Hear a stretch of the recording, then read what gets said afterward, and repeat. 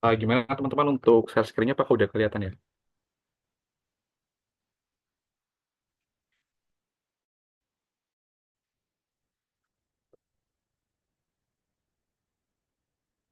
Oke.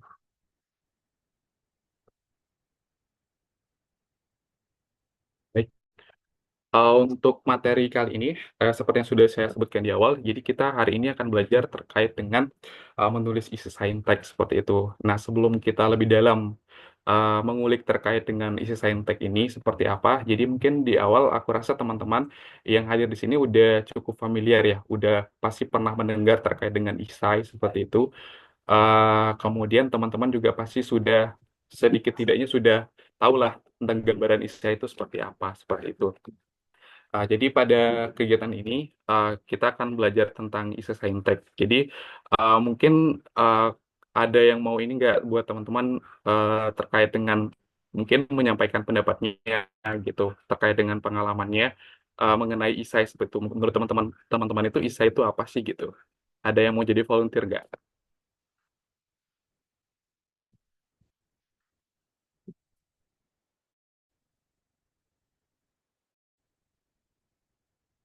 Oke, terima kasih. Oke, mungkin kita bisa next aja ya teman-teman. Jadi mungkin kalau misalnya nanti ada yang ingin menyampaikan pendapatnya bisa langsung raise hand aja ya teman-teman. Jadi uh, apa ya, ISA itu kan mungkin udah familiar ya buat teman-teman. Jadi ISA itu bisa dibilang sebagai salah satu bentuk uh, tulisan gitu lah, tulisan singkat yang memuat terkait dengan pandangan atau opini dari si penulis. Dimana kalau misalnya teman-teman tujuannya untuk isain dalam suatu perlombaan, biasanya ini berkaitan dengan isi ilmiah. Jadi isi ilmiah itu biasanya berisi 50% fakta dan juga opini yang nantinya sesuai dengan gagasan dan masalah yang teman-teman angkat seperti itu. Oke, nah sebelum kita lebih dalam terkait dengan isai, jadi kan sebenarnya dalam dunia karya tulis ini ada banyak sekali terkait dengan beberapa jenis karya tulis. Itu mulai dari isai, opini, kemudian juga ada KTI, kemudian juga ada jurnal. Nah, kira-kira sebelum kita melangkah lebih jauh, alangkah baiknya kita harus tahu dulu gitu, kira-kira apa sih yang menjadi karakteristik atau perbedaan dari beberapa karya tulis ini. Jadi dengan harapan nanti kita dengan mudah gitu untuk bisa membedakan ataupun mengidentifikasi dari jenis-jenis karya tulis ini. Oke, mungkin yang pertama di sini adalah isai itu sendiri. Jadi sebenarnya isai itu adalah bentuk karya tulisan gitu ya. Jadi dalam penulisan isai itu karakteristik ataupun ciri-ciri yang bisa diidentifikasi itu adalah biasanya isai itu penulisannya itu tidak menggunakan percobaan atau melalui percobaan. Itu untuk penulisannya itu biasanya memuat terkait dengan permasalahan atau isu yang lagi apa ya terkini gitu atau lagi dibahas seperti itu berdasarkan nalar atau sudut pandang dari penulis. Berbeda dengan KTI di mana KTI itu biasanya penulisannya itu ataupun pembuatannya itu biasanya melalui percobaan terlebih dahulu. Kemudian di isai itu biasanya tidak ada abstrak juga pada KTI itu biasanya untuk format sistematikanya itu menggunakan abstrak atau memiliki abstrak. Abstrak ini semacam ringkasan seperti itu. Nah, kemudian untuk isai itu adalah tulisan itu biasanya berbasis nalar dari si penulis dengan memadukan strategi pengembangan, yang mana biasanya konsepnya itu lebih realistik. Kemudian biasanya dalam isai ini yang menjadi karakteristiknya adalah biasanya dia tidak memiliki sistematika atau panduan baku. Berbeda dengan KTI yang biasanya KTI itu memang sudah ada sistematika atau panduan bakunya, yaitu biasanya terdiri dari pendahuluan, kemudian tinjauan pustaka, metode, hasil, dan juga penutup. Berbeda dengan isai. Isai itu sebenarnya tidak ada tinjauan bakunya ataupun sistematika bakunya. Tapi nanti kita ada beberapa cara yang bisa kita buat gitu untuk bisa menyusun isai seperti itu. Walaupun ini memang tidak ada pakem dari sistematika bakunya. Kemudian biasanya untuk isai itu gaya penulisannya itu biasanya berisi pendahuluan, gagasan, dan juga penutup. Oke, nextnya terkait dengan opini. Nah, opini itu biasanya datang dari masalah yang aktual atau sedang dibahas atau kekinian ya, seperti itu. Biasanya masalah-masalah yang ramai, biasanya kan kita bisa itu untuk menulis sebuah opini. Kemudian juga untuk pola penulisan itu bersifat deduktif, induktif, dengan formatnya itu yang tidak begitu kompleks karena tujuannya opini ini adalah untuk memberikan pemahaman seperti itu kepada audiens. Jadi biasanya dia penulisan itu lebih ringan, lebih mudah untuk dicerna dan tidak kompleks. Dan biasanya itu bersifat subjektif karena ini merupakan asumsi dari si penulis itu sendiri. Dan untuk selanjutnya ada jurnal ilmiah. Nah, kayak saya rasa apalagi buat teman-teman mahasiswa pasti udah familiar banget dengan jurnal ilmiah. itu adalah sebuah tulisan ilmiah yang sudah disederhanakan dari pengolahan data dan pembahasannya dari suatu penelitian. Kemudian juga biasanya ditulis dengan kaidah ilmiah, biasanya juga dikelola oleh profesional seperti badan, perguruan tinggi, dan juga biasanya sudah ada penerbitannya. Jadi ada pengelola dari penerbitannya. Biasanya ada struktur dari dewan redaksi dan segala macamnya. Oke, jadi itu beberapa hal yang mungkin bisa kita gunakan gitu untuk melakukan atau mengidentifikasi beberapa jenis karya tulis. Oke, karena di sini kita akan fokus kepada isai, jadi kita akan lebih banyak bahas terkait dengan isai ya teman-teman. Oke, seperti yang udah aku sampaikan di depan tadi, jadi sebenarnya isai itu tidak ada sistematika atau gagasan bakunya. Namun ada beberapa cara yang dapat kita gunakan untuk bisa menulis ataupun menyusun kerangka gagasan dari sebuah isai. Nah, ini biasakan ini berdasarkan pengalaman aku ya teman-teman. Jadi selama menulis isai, jadi ini adalah format yang sering kugunakan. Yang pertama itu terkait dengan pendahuluan. Nah, jadi sebenarnya pendahuluannya itu eh, secara umum ya berisi terkait dengan beberapa hal yang perlu kita tulis atau cantumkan. Yang pertama terkait dengan latar belakang, kemudian ada rumusan masalah tujuan. Sebenarnya berdasarkan versi aku pada bagian ini rumusan masalah tujuan ini adalah tidak dicantumkan secara eksplisit di dalam paper isi kita, tetapi di sini akan berguna gitu untuk menunjukkan atau membuat kerangka gagasan. Nanti aku tunjukkan gimana modelnya terkait dengan rumusan dan tujuan masalah dan tujuan serta manfaat penulisan di sini gitu. Oke, itu untuk pendahuluan nanti teman-teman bisa menulis seperti format format latar belakang dan kawan-kawan. Kemudian yang tidak kalah penting adalah selanjutnya adalah format gagasan. Nah, pada format gagasan ini biasanya pada setiap individu tuh pasti punya apa ya istilahnya variasi tersendiri lah format mereka untuk gimana sih mereka menulis isai mereka gitu terkait dengan sesuai dengan karakteristik mereka. Nah, kembali lagi kalau di aku pribadi untuk menuliskan gagasan sendiri ini ada beberapa hal yang aku cantumin. Itu yang pertama terkait dengan kondisi atau kekinian dari permasalahan ataupun ide yang akan diangkat. Kemudian pencetus gagasannya itu seperti apa, kemudian ide yang pernah digagas sebelumnya itu seperti apa. Kemudian ide yang akan kita gagas itu seperti apa. Kemudian nanti ada pihak yang terlibat dan juga ada langkah strategis dalam implementasi dari gagasan ataupun solusi yang kita tawarkan dalam suatu permasalahan yang kita angkat dalam bisnis kita. Nah, itu ada beberapa hal. Kemudian juga ada terakhir itu penutup. Biasanya penutup itu berisi terkait dengan kesimpulan dan juga rekomendasi atau saran yang kita berikan terkait dengan permasalahan ataupun inovasi yang kita angkat di dalam bisnis seperti itu. Oke. Nah, selanjutnya ketika kita misalnya udah menentukan untuk menulis sebuah esai, sebenarnya ini juga menjadi salah satu apa ya istilahnya permasalahan, bukan permasalahan sih, sesuatu hal yang dibingungkan gitu. Banyak sekali biasanya orang-orang atau teman-teman rekan-rekan saya yang bertanya gitu, kayak gimana sih caranya gitu untuk bisa apa ya mulai menulis gitu, terutama dalam mengikuti suatu perlombaan. Nah, di sini mungkin aku bisa bagi dikit kiat-kiat yang mungkin bisa kita gunakan sebagai panduan kita gitu untuk bisa menulis. Yang pertama itu tuh tentunya ini dalam konteksnya kita akan mengikuti perlombaan ya teman-teman. Jadi perlombaan entah itu essay atau paper seperti itu. Nah, biasanya yang menjadi titik eh, awal yang paling krusial itu adalah tentang kelengkapan administrasi. Jadi biasanya kelengkapan administrasi ini sering disepelekan. Nah, biasanya kan dalam suatu perlombaan itu kan ada buku panduannya. Nah, di buku panduan tersebut sebenarnya udah dijelaskan terkait dengan administrasi ataupun berkas-berkas yang diperlukan gitu. Ketika kita akan mendaftarkan perlombaan tersebut. Nah, biasanya ini harus apa ya benar-benar diperhatikan gitu karena bisa dikatakan tidak tidak sesuai atau tidak lengkap, ya berpotensi untuk tidak bisa lanjut ke tahap selanjutnya. Jadi ini bisa diperhatikan. Kemudian selanjutnya ketika ingin mengikuti lomba, tentunya kita harus punya gagasan ataupun punya isai yang akan kita ajukan, yaitu dengan cara menggali dan mengembangkan ide. Nah, ini juga merupakan salah satu hal yang mungkin agak susah ya untuk dilakukan terkait dengan mengembangkan atau menggali ide ini banyak sekali yang apa ya istilahnya masih belum paham ataupun kesusahan gitu dalam mengembangkan ide. Sebenarnya ada banyak cara yang bisa kita gunakan untuk merangsang ide, yaitu biasanya ide yang apa ya kekinian atau orsinil seperti itu. Jadi di sini juga akan saya tunjukkan apa ya cara-cara tersebut gitu. Kemudian selanjutnya adalah setelah kita menemukan ide, ya kita bisa mulai untuk menulis. Jadi mulailah untuk menulis terkait dengan idenya teman-teman. Kemudian juga dalam menulis itu usahakan teman-teman untuk menghindari terkait dengan kesalahan minor dan kesalahan berulang. Biasanya ini juga bisa berakibat apa ya, cukup fatal lah seperti itu untuk kesalahan-kesalahan ini karena berpotensi untuk mengurangi sistem penilaiannya dari teman-teman. Dan yang paling penting adalah koreksi. Jadi kalau misalnya teman-teman nulis, silakan minta koreksi, minta pendapat dari rekannya teman-teman, baik itu dari dosen maupun mentor ataupun dari rekan untuk mendapatkan lebih banyak saran atau perspektif agar kualitas dari isi yang kita tulis itu bisa lebih bagus. Kemudian selanjutnya adalah ini yang paling penting juga itu untuk mempelajari sistematika dan kerangka penulisan. Nah, itu tuh terkait dengan penggunaan bahasa, bahasa baku, kemudian ejaan juga yang kita gunakan selama kita menulis esai. Biasanya, seperti yang udah sebutkan di awal tadi, bahwa esainya tuh biasanya tidak cenderung tidak memiliki sistematika penulisan yang bagus, seperti itu. Oke. Nah, ini tadi di sini kita akan fokus terkait dengan pengembangan atau menggali ide itu sendiri. Jadi sebenarnya ada beberapa cara yang bisa kita gunakan gitu untuk bisa merangsang ataupun menentukan sebuah ide gitu yang akan kita ajukan dalam suatu perlombaan ataupun dalam menulis sebuah esai.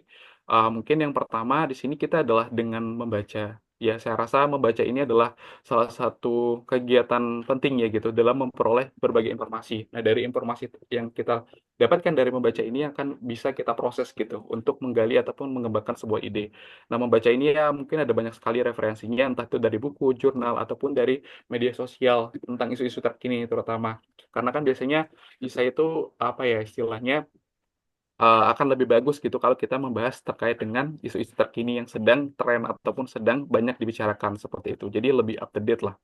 Kemudian selanjutnya ada pengamatan. Nah, biasanya pengamatan itu terkait dengan melakukan pengamatan baik secara langsung maupun tidak langsung terkait dengan ke wilayah ataupun ke media-media terkait dengan suatu permasalahan yang ada, gitu. Jadi kita bisa melakukan pengamatan untuk bisa mengembangkan ide. Selanjutnya ada diskusi. Diskusi ini juga penting. Dengan diskusi kita akan mendapatkan banyak sekali perspektif, mendapatkan banyak sekali informasi, dan dari situ kita akan bisa apa ya, mengolah informasi tersebut gitu untuk bisa mendapatkan suatu inspirasi dalam pengembangan ide. Selanjutnya ada potensi. Saya yakin bahwa setiap daerah di wilayah di Indonesia itu pasti punya potensi sumber daya alam dan SDM sesuai dengan karakteristik daerahnya. Dan ini bisa kita gunakan juga dengan menilik potensi yang ada untuk bisa mengangkat suatu ide ataupun mengembangkan ide. Selanjutnya ada imajinasi. Nah, imajinasi itu biasanya juga bisa apa ya, merangsang untuk menghasilkan ide, yaitu dengan mungkin kita membayangkan kalau misalnya di Indonesia ke depannya, contoh nih, misalnya kan di sini Indonesia kan lagi krisis terkait dengan permasalahan sampah dan lain-lain gitu. Mungkin ke depannya kita membayangkan bahwa di Indonesia itu akan ada mungkin suatu inovasi yang memang bisa mengolah sampah itu bisa lebih modern seperti itu. Mungkin ada pabrik atau segala macam lah seperti itu. Seperti kayak negara-negara yang mungkin sudah maju terkait dengan sampahnya. Karena kita itu bisa kayak berimajinasi kapan ya Indonesia seperti itu. Nah, biasanya itu juga bisa menimbulkan atau merangsang untuk menimbulkan ide, asalkan imajinasi yang kita lakukan itu bisa relevan lah, seperti itu. Nah, yang terakhir adalah biasanya ini yang paling banyak dilakukan dari teman-teman juga, yaitu terkait dengan pengembangan. Nah, pengembangan ini biasanya adalah dengan mengembangkan terkait dengan ide yang sudah ada, pengembangan dari ide yang sudah ada. Jadi kan biasanya dalam penulisan esai ataupun beberapa perlombaan ataupun inovasi itu kan biasanya udah ada. Nah, itu biasanya kita bisa kembangkan lebih lanjut untuk menghasilkan ataupun merangsang sebuah ide yang bisa yang baru lah, seperti yang bisa kita gunakan. Oke. Ini mungkin aku berikan contoh ya terkait dengan pengembangan tadi. Jadi sebenarnya dalam pengembangan itu ada banyak sekali cara yang bisa kita lakukan. Ini salah satu contohnya biasanya aku biasanya sering lakukan seperti itu dalam mencari ataupun menggali ide.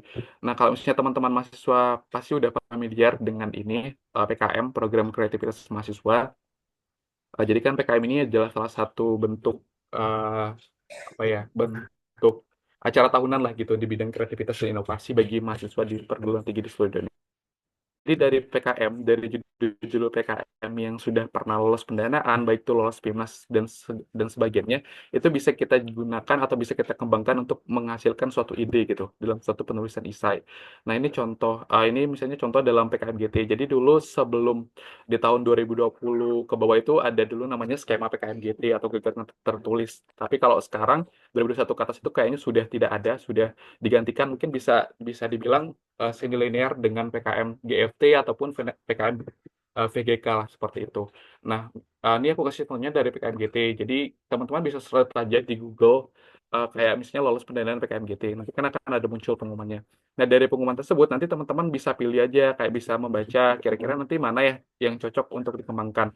Aku kasih contoh misalnya di sini ada ini teman-teman nanti kalau misalnya di slide-nya bisa ngelihat itu tuh ada ini ide yang nomor 224 misalnya, tentang ide aquastatic sensor pendeteksi biota laut untuk inventarisasi kekayaan laut yang berkelanjutan. Nah, ini misalnya ide yang sudah ada ya. Jadi kan kita pengennya kayak ingin membuat suatu tulisan esai yang merupakan pengembangan dari ini. Nah, ini sebenarnya kita bisa kembangkan teman-teman. Jadi kan sebenarnya ide ide dari ini adalah untuk melakukan pendeteksian dari suatu beta laut ya, seperti itu, dengan menggunakan alat yang namanya aquastatic. Nah, ini sebenarnya bisa kita kembangkan dengan melakukan pengembangan di bidang ide, kemudian pengembangan populasi dan juga pengembangan dari konteks ataupun masalah yang diangkat. Nah, aku kasih contoh. Misalnya kan di sini untuk pengembangan konteks pengembangan ide misalnya. Ini kan emang idenya untuk pendeteksi ya. Jadi sebenarnya eh, ini prediksi bibit laut. Nah, sebenarnya kita bisa mengambil satu contoh untuk pengembangannya itu untuk melakukan pendeteksi juga, tapi itu lebih ke konservasi. Biasanya teman-teman, kalau ini kan biasanya basisnya di laut. Nah, kita kayak bisa ngambil atau pengembangannya itu untuk melakukan konservasi satwa liar gitu. Jadi pendeteksi atau alat yang pendeteksi ini bisa kita gunakan untuk membantu dalam konservasi dari biota liar dari maaf satwa liar gitu. Jadi bisa membantu. Jadi kan biasanya satwa liar itu kan sekarang kan masih untuk monitoringnya itu kan masih kayak apa ya masih tradisional lah gitu untuk ke hutan-hutan lah seperti itu. Nah sebenarnya kita bisa menggunakan penggunaan dari artificial intelligence untuk melakukan deteksi, misalnya dengan kayak pembuatan robot ataupun pembuatan drone yang sekarang juga lagi marak. Nah drone ini nantinya bisa kita gunakan gitu untuk melakukan uh, apa ya pemetaan hutan ataupun pemetaan dari si satwa liar itu sendiri dalam suatu kawasan gitu. Itu dengan melakukan pendekatan dari teknologi tentunya itu dengan menggunakan artificial intelligence misalnya dengan kayak informasi geografi informasi sistem atau GIS. Kemudian juga nanti kita bisa integrasikan juga dengan satwa liar ini untuk bisa melacak terkait dengan tingkat apa ya tingkat kesehatan dari satwa itu sendiri. Itu ada teknologinya. Itu biasanya ada teknologi AI yang bisa digunakan gitu untuk bisa melacak dari kondisi kesehatan. Nah, itu kan bisa diintegrasikan. Jadi pengembangan itu tadi untuk sistem sensornya itu bisa digunakan untuk pengembangan dari deteksi konservasi satwa liar yang ada di alam. Kemudian itu untuk populasinya itu menggunakan satwa liar tadi. Ini kan di sini biota laut. Nah, populasi yang kita ganti itu adalah untuk satwa liar. Kemudian untuk integrasinya tadi untuk pemetaan, kemudian untuk integrasi penentuan kesehatan tadi dari si satwa liar yang ada. Nah, itu adalah beberapa contoh pengembangan gitu. Oke, mungkin di sini ada teman-teman yang mau coba nggak? Misalnya kayak nyoba untuk melakukan pengembangan gitu. Mumpung di sini ada beberapa judul. Misalnya contohnya kayak judul yang, nah ya, bentar. Nih misalnya judul yang 229 nih, ada contohnya kayak rancang bangun industri pengalengan hasil perikanan berbasis life cycle LCA analysis di Indonesia gitu. Nah, mungkin di sini ada yang mau coba nggak kayak kira-kira kalau teman-teman ngebaca judul ini ada kepikiran nggak kayak untuk pengembangannya itu nanti seperti apa yang mungkin ide atau konsepnya itu sama tapi mungkin kayak yang dimodifikasi itu bisa ke populasi ataupun tujuan dari pengolahannya gitu. Ada yang mau coba nggak teman-teman? Kalau misalnya ada silakan bisa raise hand aja atau langsung on mic.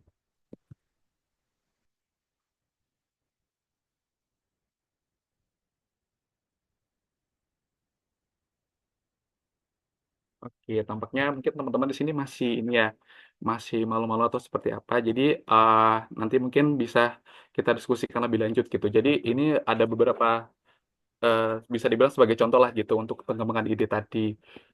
Nah, kalau misalnya aku kasih contoh lagi yang kayak tadi untuk perancangan industri, ini kan kayak fokusnya kan ke industri pengalengan hasil perikanan. Jadi nanti ini bisa dilakukan pengembangan lagi, mungkin kayak pembangunan industrinya itu bisa untuk sama-sama pengalengan, tetapi untuk populasinya itu dibedakan. Misalnya kayak ini, karena ini perikanan ya, mungkin tadi bisa untuk usaha pengalengan. Oh, ada yang resen ya, pada Vito, oke, bisa ada yang mau disampaikan atau gimana? Silakan.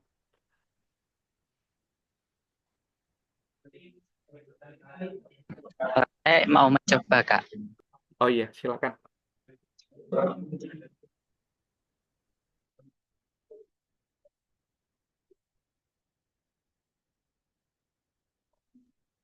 Sebelumnya mohon maaf kalau berisik, agak berisik. Ini saya mau boleh bebas pilih kah, Kak? Boleh, boleh. Silakan kalau misalnya mau bebas atau mau coba yang tadi juga yang udah aku tentuin juga silakan. Mau coba yang K KISS, kartu Ibu Sehat Sejahtera, solusi pengentasan stunting di Indonesia.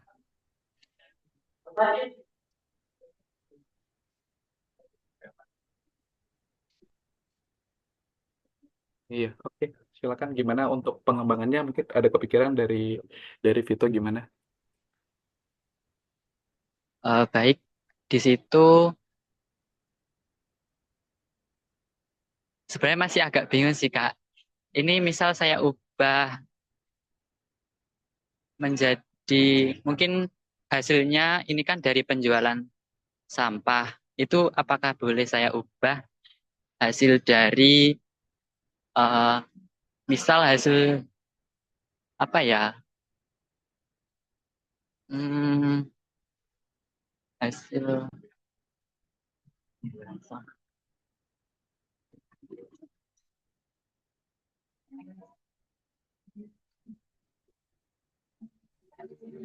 Oke, gimana? Suaranya hilang, Ki.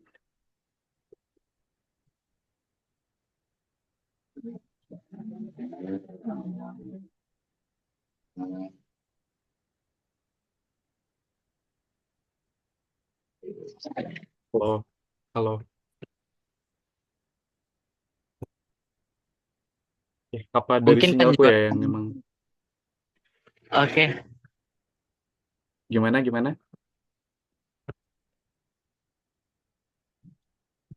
kalau menurut kakaknya di situ hal yang menarik itu apanya ya Kak? Mungkin saya juga agak bingung menganalisisnya, yang hal uniknya, yang menjadi keunikan di situ. Oke, baik, oke. Mungkin aku kasih ini aja ya. Misalnya kan di sini kita tadi milihnya yang ini ya, yang KISS tadi. Nah, sebenarnya kan tadi ini bisa di pengembangannya tadi kayak ini nge-highlight ke ini kayak ke solusi penyakitnya gitu. Jadi kan sebenarnya kita bisa kayak mengganti juga mungkin ada beberapa permasalahan terkait dengan lingkungan ataupun permasalahan lain yang memang itu dibutuhkan gitu dalam suatu lingkungan. Nah, itu biasanya kita bisa ganti untuk meng-highlight lah seperti itu dari segi pengentasan apa gitu mungkin yang cocok dari permasalahan lingkungan tapi konsepnya sama gitu tapi konsepnya tetap ini kayak mungkin dari hasil penjualan sampahnya tadi kan bisa diintegrasikan juga dengan bank sampah atau kayak melakukan pengolahan gitu secara mandiri dengan memberikan pelatihan seperti itu nah itu beberapa hal yang mungkin bisa dikembangkan lah seperti itu ataupun kayak mengganti dari subjeknya tadi ya mungkin karena ini ibu atau mungkin kayak kelompok ataupun komunitas apa gitu yang mungkin bisa diganti lah seperti itu mungkin beberapa hal yang apa ya bisa menjadi referensi gitu buat diganti dimana dari Vito ada tanggapan nggak? Baik Kak, sudah cukup.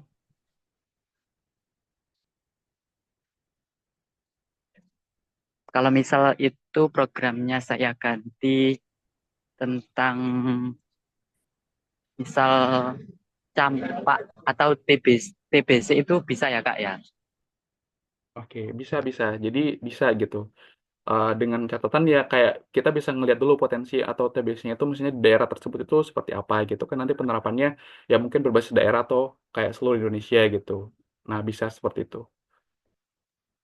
Baik Kak, terima kasih. Oke, mungkin saya izin melanjutkan ya teman-teman karena kita juga keterbatasan waktu. Jadi nanti mungkin bisa diskusi lebih lanjut nanti di sesi tanya jawab kalau misalnya ada yang ingin ditanyakan. Oke, aku lanjutkan. Selanjutnya ada pengembangan ide itu sendiri.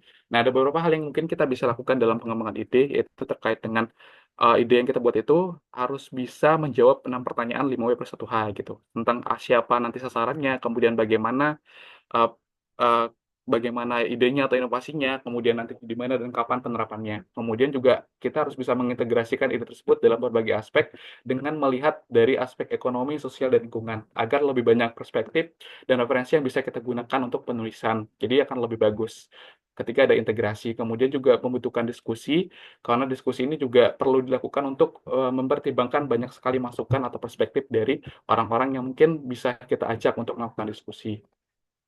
Oke, selanjutnya itu ada membuat judul. Nah, judul juga merupakan salah satu hal yang krusial karena judul ini adalah bisa dibilang sebagai gerbang pertama dalam penulisan ataupun untuk menentukan apakah paper kita atau tulisan kita itu bakal direview lebih lanjut atau tidak.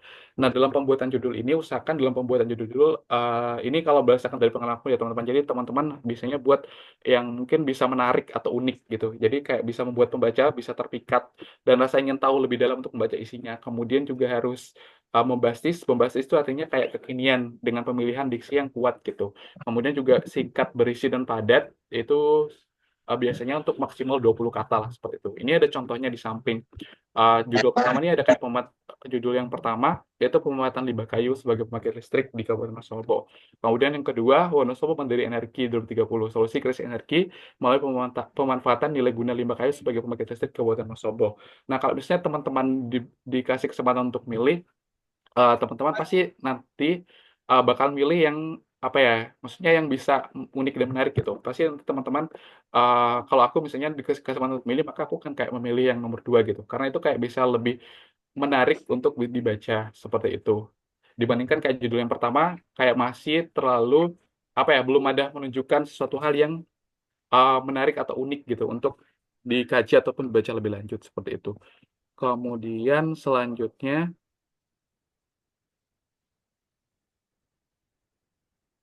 oke. Oke, terakhir Banjarian ya, Mak. Yo, iya, oke Banjar sih. Cuma cedek-cedek Banjariku SMP. Oke, selanjutnya di sini ada bagian yang ini pendahuluan.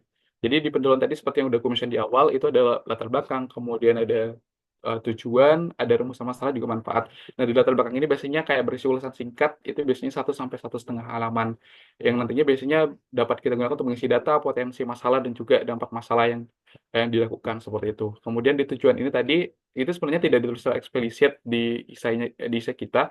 Jadi ini akan berguna untuk melakukan kerangka gagasan. Nah, ini aku kasih contoh terkait kerangka gagasan tadi.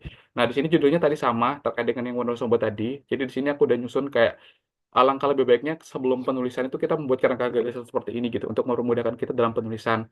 Jadi nanti kita bisa menyusun latar belakangnya, kira-kira nanti latar belakangnya itu akan berisi tentang apa. Kalau di sini contohnya kayak potensi kehutanan yang ada di Wonosobo atau kayak potensi yang ada di Indonesia atau permasalahan yang mungkin ada di suatu daerah. Kalau di sini contohnya di permasalahan limbah di Wonosobo, kemudian penyebab dan dampaknya itu seperti apa, kemudian upaya pemerintah untuk hal tersebut apa, kemudian konsepnya seperti apa yang akan kita gunakan. Kemudian rumusan masalah ini adalah istilahnya sebagai anunya kita gitu, panduannya kita. Jadi kayak di essay ini saya tujuannya adalah untuk melihat kondisi, kemudian faktor dan juga upaya penanggulangannya.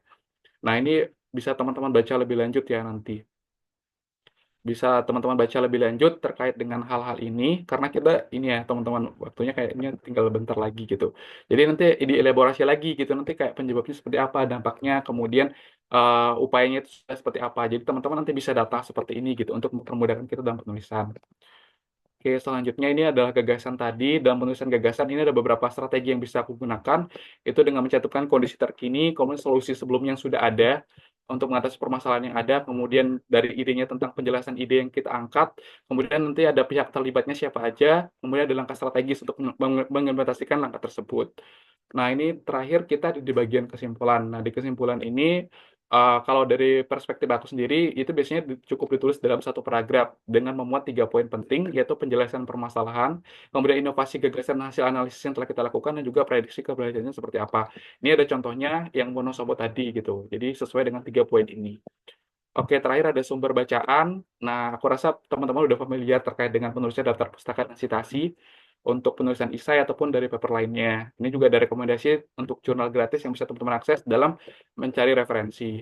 Oke, mungkin itu aja materi yang bisa aku sampaikan terkait dengan penulisan esai saintek. Terima kasih atas antusiasnya teman-teman. Nah, mungkin selanjutnya bisa kita lanjutkan ke sesi tanya jawab ya teman-teman. Kalau misalnya tanya jawab dan diskusi. Kalau misalnya teman-teman ada yang ingin ditanyakan atau dipahami, silakan bisa langsung raise hand aja.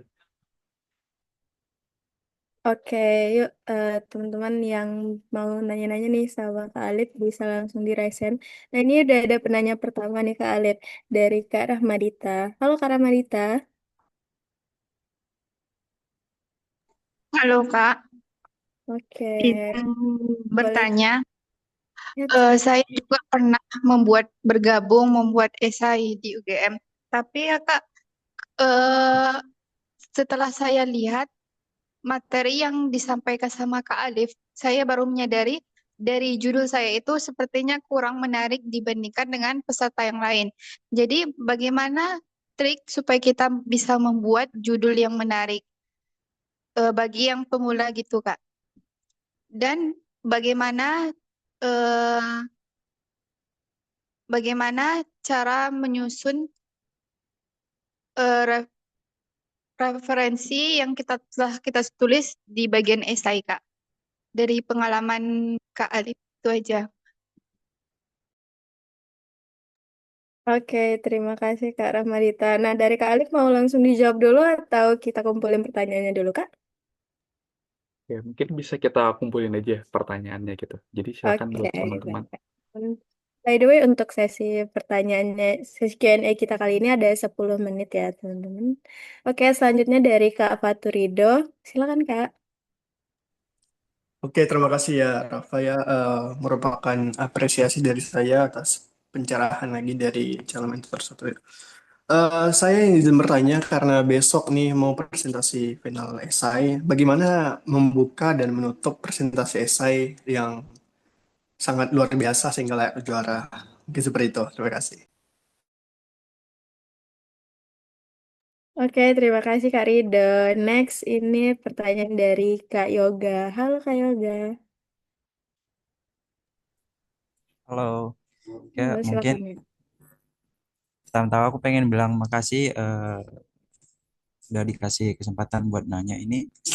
Aku kadang bikin esai itu sulit gitu Pak, membedakan antara pembahasan pada pendahuluan dan pembahasan pada bab isi. Dan di pendahuluan kan juga kita membahas tentang potensi, tentang masalah-masalah, tentang fenomena sosial dan data-data. Dan kemarin aku lihat juga di esainya Carol Hen tuh yang juara satu nasional di bab isi juga dilakukan pembahasan, bukan langsung ke gagasannya gitu, Kak.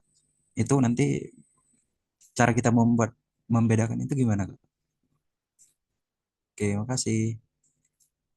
Oke, terima kasih Kak Yoga. Mungkin bisa dijawab dulu kali ya Kak untuk 3 pertanyaan di pertama tadi. Silakan Kak Alif.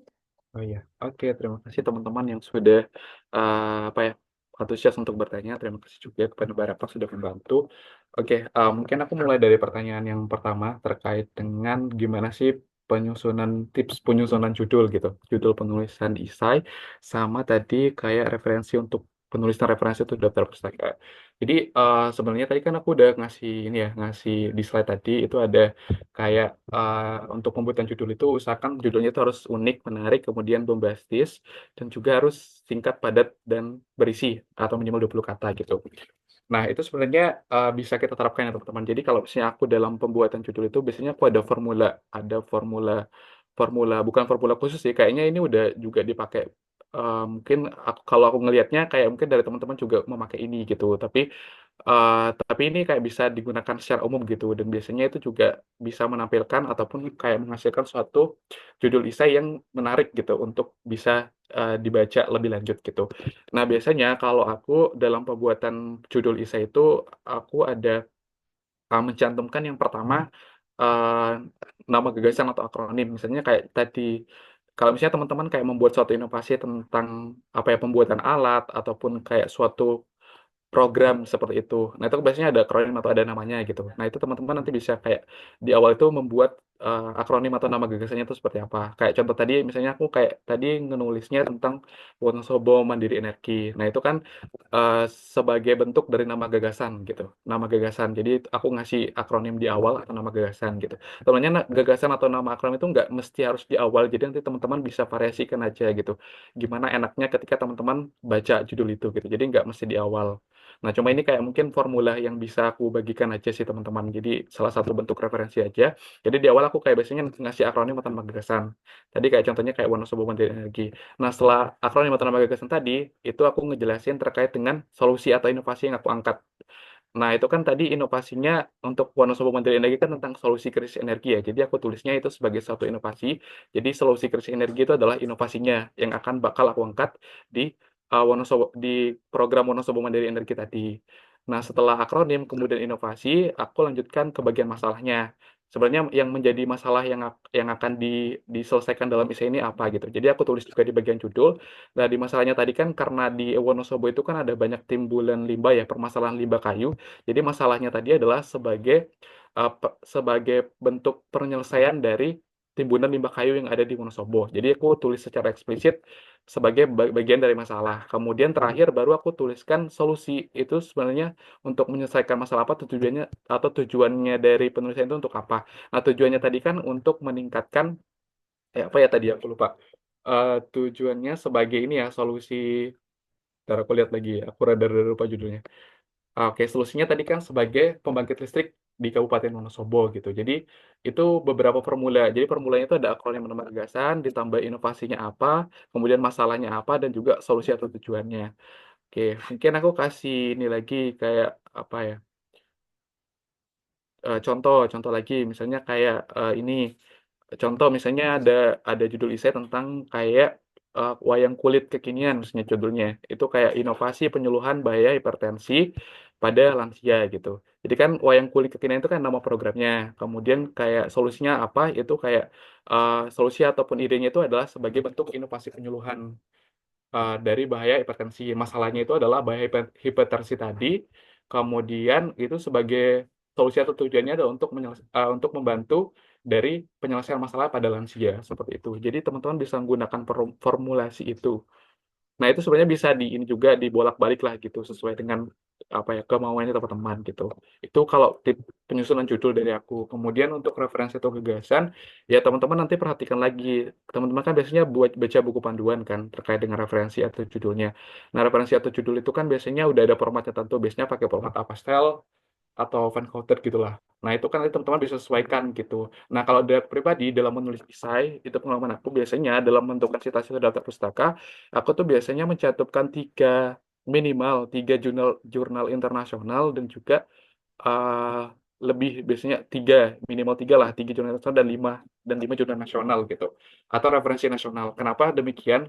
Karena biasanya juri itu perspektifnya kan kayak apa ya, kan biasanya dia ngelihat ya kayak kita mengkaji suatu suatu masalah atau menulis suatu isai itu kayak ngelihat gitu, kayak oh ini anaknya kayak udah melakukan referensi, kayak udah ngebaca jurnal internasional gitu. Jadi kan itu tuh sebagai bentuk kayak bentuk istilahnya bentuk brandingnya kita gitu. Oh ternyata dia dalam penulisan itu benar-benar dia memang udah mengkaji sampai kayak dia udah mengkaji jurnal internasional gitu.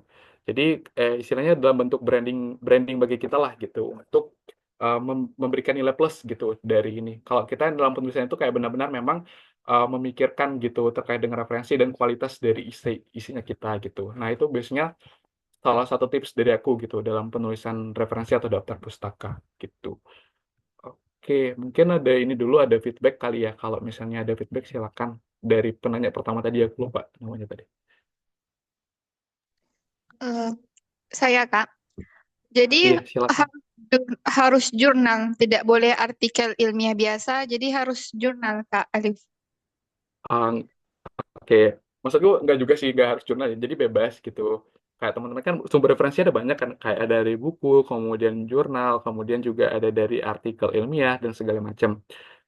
Oke, jadi kan teman-teman nanti bisa menyesuaikan aja gitu. Kalau misalnya kan biasanya yang paling banyak kita gunakan referensi itu kan biasanya dari jurnal gitu kan. Tapi kalau misalnya teman-teman emang dari permasalahan yang teman-teman angkat itu kayak di jurnal internasional itu mungkin minim referensi yang nggak usah dipaksakan juga gitu. Jadi kayak kalau misalnya memang ada banyak referensinya di jurnal internasional ya udah silakan pakai gitu. Jadi nggak terbatas pada jurnal seperti itu. Makasih Kak Alif. Oke, siap. Terima kasih, Ramadita. Oke, mungkin aku lanjut ke next question terkait dengan pertanyaan kedua tadi ini. Bagaimana tips buat ini ya presentasi, membuka dan menutup presentasi esai. Oke, sebenarnya presentasi ini kan biasanya balik ke gaya masing-masing personal ya. Tapi kalau dari aku sendiri, dalam dalam membuka presentasi itu biasanya aku yang pertama itu adalah menggunakan quotes. Jadi aku biasanya quotes. Jadi quotes-nya itu istilahnya sebagai pemantik gitulah. Nah, dalam penyampaian quotes-nya itu biasanya teman-teman itu kalau bisa dibilang itu kayak apa ya harus percaya diri dan kalau aku menyebutnya kayak misalnya nggak berapi-api juga sih, tapi kayak harus percaya diri dan kayak menunjukkan ketegasan gitu. Eh, Kayak gitu. Jadi aku biasanya sebelum mulai itu aku biasanya menulis apa ya, membukanya dengan quotes gitu. Jadi ada quotesnya. Oke, setelah dari quotes-nya tadi, baru nanti kayak sapaan kepada juri, kayak misalnya aku kasih contoh, apa ya quotes-nya? eh aku apa ya quotes-nya? Misalnya quotes-nya kayak tentang energi nih, kayak renewable, bentar aku harus cari referensi quotes-nya dulu, baru bisa ini.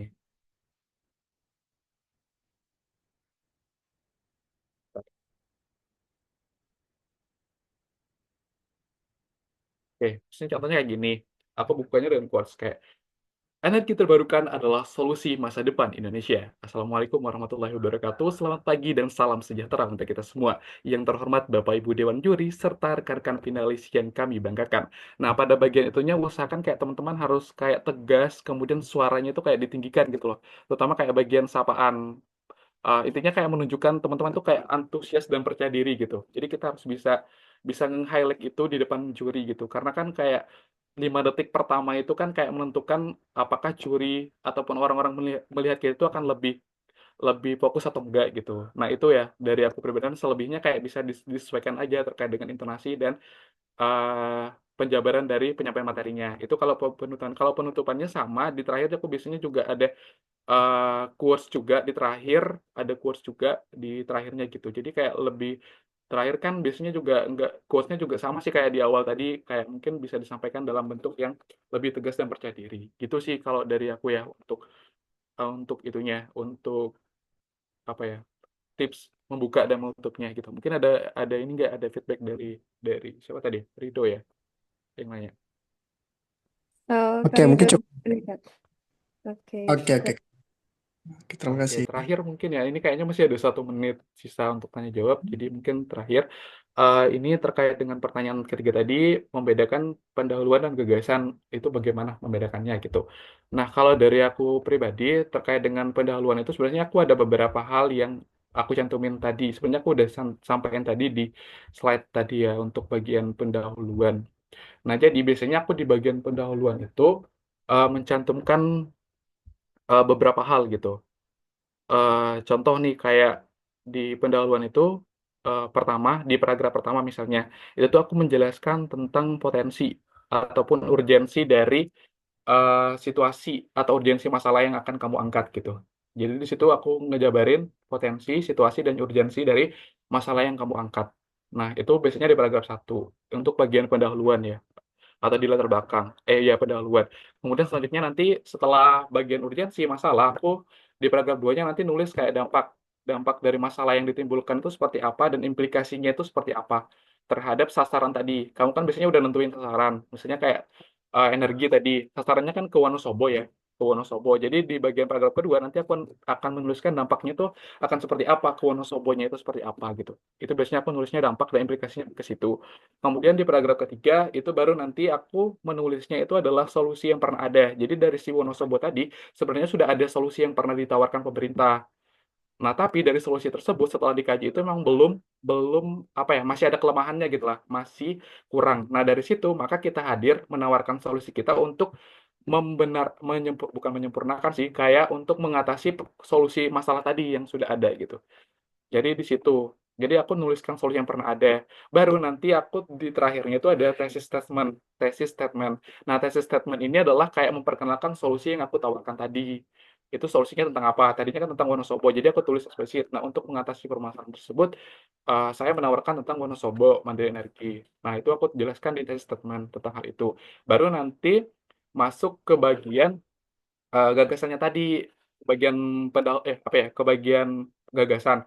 Nah, di gagasan baru nanti aku menjelaskan kayak pertanyaan yang menjawab pertanyaan tentang 5W+1A. Jadi kayak perkenalan dari solusi yang aku tawarkan itu menjawab tentang bagaimana sih solusinya, mengapa harus ada solusi tersebut, kayak apa tentang solusi tersebut, kayak bagaimana apa ya, bagaimana cara kerjanya segala macam, terus rincian komponen ilustrasinya seperti apa, itu juga ditampilkan di bagian gagasan. Oke, seperti itu. Kurang lebih seperti itu sih, kayak kalau dari aku pribadi ya nanti. Sebenarnya masih ada juga, ya mungkin karena kita keterbatasan juga, jadi ya mungkin hanya itu yang bisa aku berikan gitu. Mungkin ada feedback dari tadi siapa yang nanya ya, yang pertanyaan terakhir. Oke, dari yoga nih Kak. Gimana nih Kak Yoga?